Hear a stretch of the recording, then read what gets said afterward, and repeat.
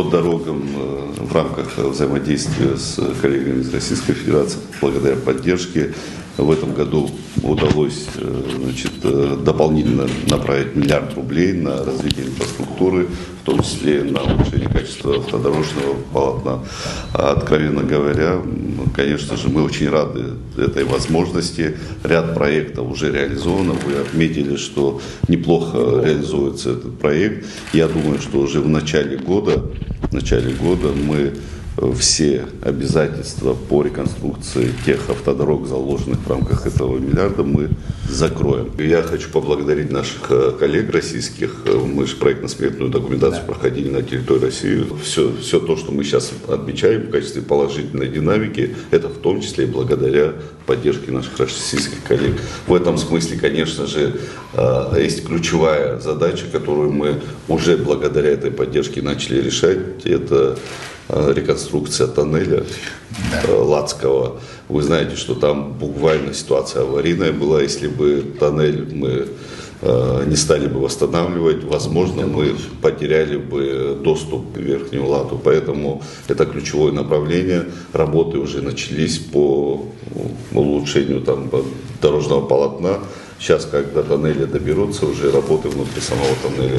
Еще одно направление, которое не мог бы не отметить, это поддержка среднего и малого предпринимательства. 126 миллионов российской финансовой помощи направлены на реализацию этого проекта. Это ключевое тоже направление создания налогооблагаемой базы, создания дополнительных рабочих мест. Именно такого рода направления позволит и нам сосредоточить свое внимание на поддержке и предпринимательства, с одной стороны, и вопросы, связанные с увеличением доходной части бюджета. Этот проект реализовывается. Конечно же, есть определенные сложности, связанные с требованием к участникам, но думаю, что эти вопросы тоже преодолимы.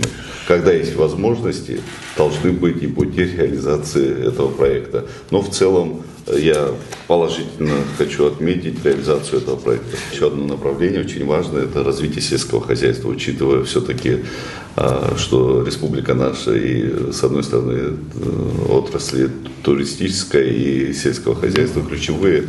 В этом смысле, наверняка вы знаете, что мы поддержку сельского хозяйства программы подняли до 500 миллиарда рублей, несмотря на все те сложности, которые сохраняются у нас в бюджете, но считаем его важным ключевым направлением.